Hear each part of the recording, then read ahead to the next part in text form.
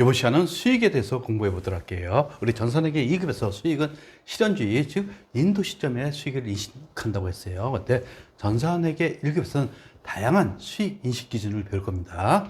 그러면 수익하고 비용에 대해서 기본적인 거 보도록 할게요. 수익, 주된 영업활동과 관련하여 발생한 매출액이라고 표현하죠. 따라서 매출액은 회사 업종에 따라 차이가 있어요. 즉 은행업일 경우 이자 수익이 되는 거예요. 부동산 임대업은 부동산을 임대했을 적에 수익이 되는 거죠. 근데 일반적으로 우리는 제조업을 공부합니다. 그래서 제조업자는 제품에 대해서 매출, 즉 판매했을 경우 수익으로 인식하게 돼 있어요. 그 다음에 차익이 있죠. 영업활동 이외의 부수적인 거래, 즉 영업 외 수익을 의미하는 거죠. 우리 영업의 수익도 전산회계 2급에서 다 배웠던 내용입니다. 비용 보시면 비용에 대해서 주된 영업활동에서 발생된 것을 우리는 영업비용이라고 합니다. 그리고 차손이라고 하죠. 주된 영업활동 이외의 부수적인 거래나 사건에서 발생된 비용, 이것은 영업의 비용이 되겠죠. 그래서 우리가 중요한 것은 이제 수익 인식 기준, 요 기준을 이제 여러분들이 이해를 하셔야 돼요. 수익 획득 과정이 완료 또는 거의 완료되어야 돼요. 그리고 중요한 것은 수익 금액을 신뢰성 있게 측정이 가능합니다. 그리고 그 돈이 들어올 가능성이 매우 높아야 돼요. 이럴 때 수익으로 인식합니다. 그래서 수익의 인식 시점, 대표적인 게 제품이나 상품에 대한 매출을 의미하는 거죠. 따라서 판매 시점 또는 인도 시점에 수익을 인식하게 돼 있어요. 그러면 수익 획득 과정을 한번 보도록 할게요. 판매 기준을 보도록 하면 제조기업이죠. 원재료를 구매했어요. 구입하고 어떻게 합니까? 가공을 통해서 생산하죠. 그래서 생산이 진행되는 중에 진행 기준에 따라서 수익을 인식할 수가 있어요. 그리고 생산이 완료되는 시점, 즉 완료 기준에 수익을 인식할 수도 있습니다. 그리고 보관, 판촉하겠죠.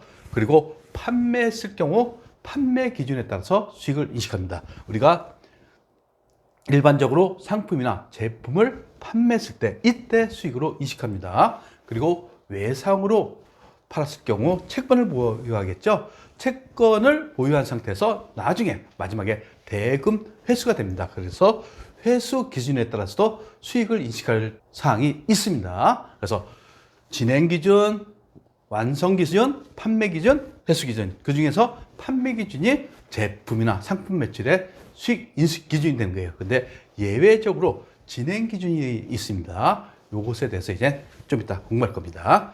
재화의 판매로 인한 수익은 다음 조건이 모두 충족할 때 인식한다, 이렇게 생각하시면 되겠어요. 즉 위적인 위험과 보상이 구매자, 즉 구매자가 구매했으면 구매자 책임하에 그 사람이 관리를 하게 돼 있다, 이겁니다.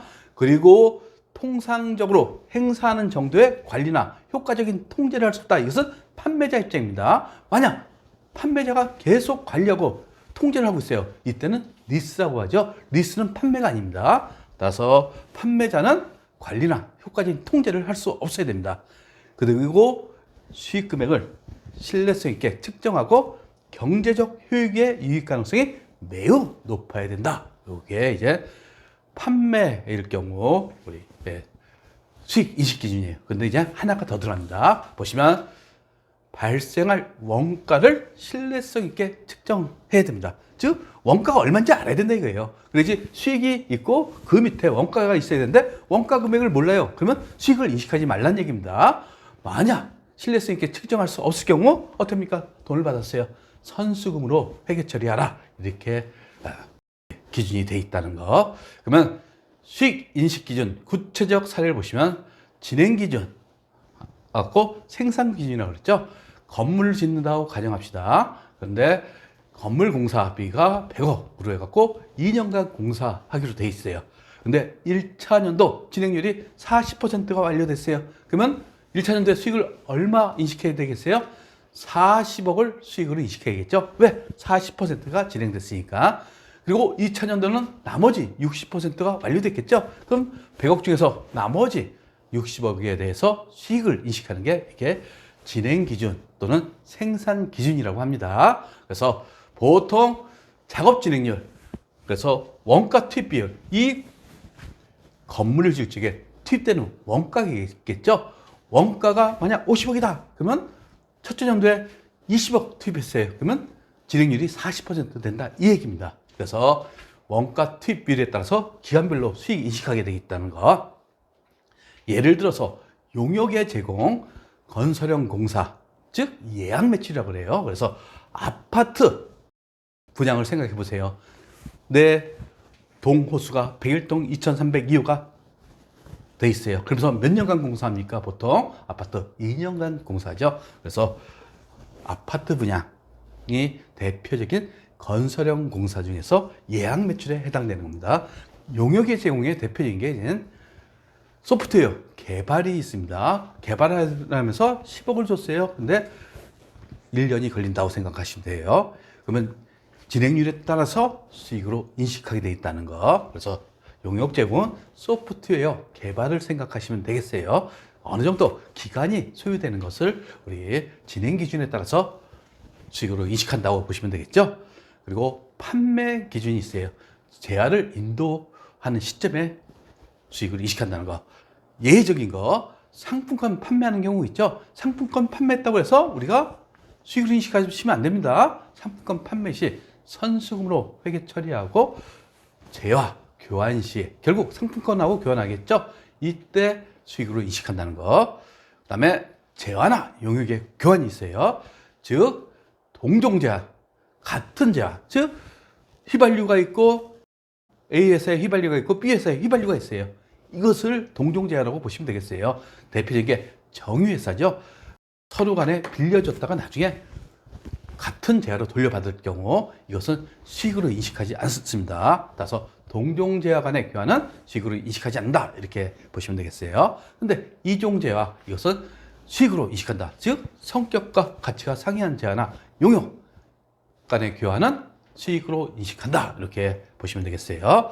그리고 재고자산에서 위탁 매출 공부했죠. 위탁 매출은 수탁자가 적성품을 판매한 날에 결국 위탁품에 대해서 수탁자가 고객한테 인도했을 적에 위탁자는 재고자산에서 제외되면서 수익으로 인식하는 겁니다.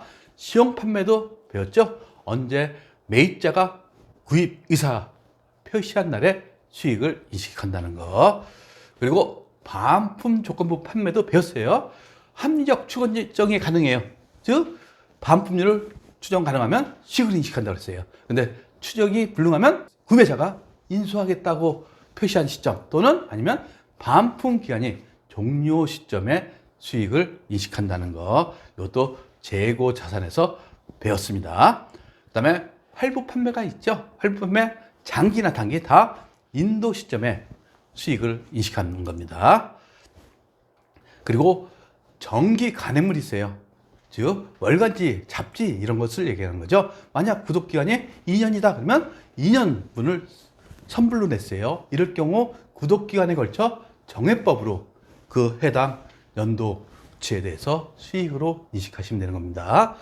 그리고 입장료 수입, 즉 BTS가 공연을 합니다. 그러면서 입장권을 팔면 미리 돈을 받죠. 이때 수익을 인식하는 게 아니라 행사가 개최되는 시점, 즉 고객들이 다 입장한 상태에서 BTS가 딱 나타난 시점에 수익으로 인식하라는 얘기입니다. 그러니까 요 두 개도 알고 계시면 되겠죠. 어차피 전산세무 2급에서도 나오는 내용입니다. 그럼 예제를 통해서 상품권 판매를 보도록 할게요.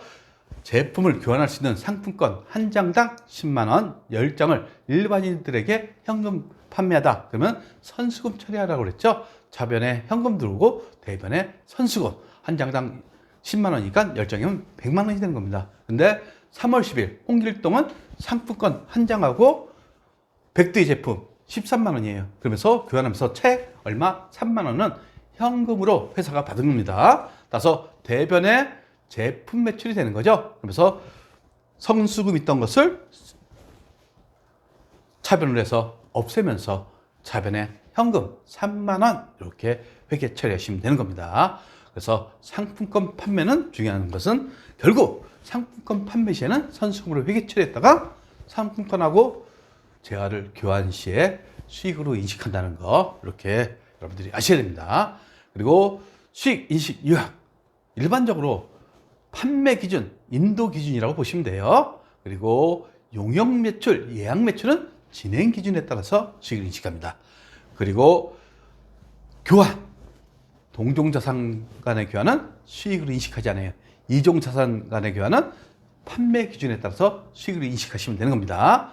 그리고 위탁 매출, 수탁자 판매일의 판매 기준이죠, 결론적으로. 그리고 시용 매출도 판매 기준이에요. 근데 매입이사 표시일이 있죠.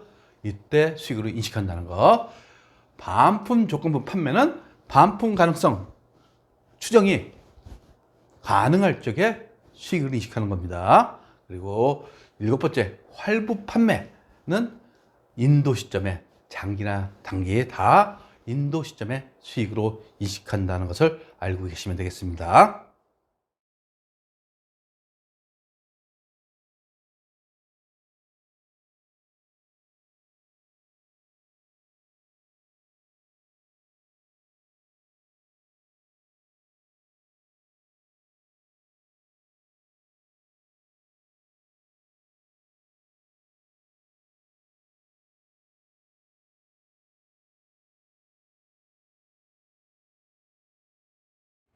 구독과 좋아요는 우리에게 큰 힘이 됩니다.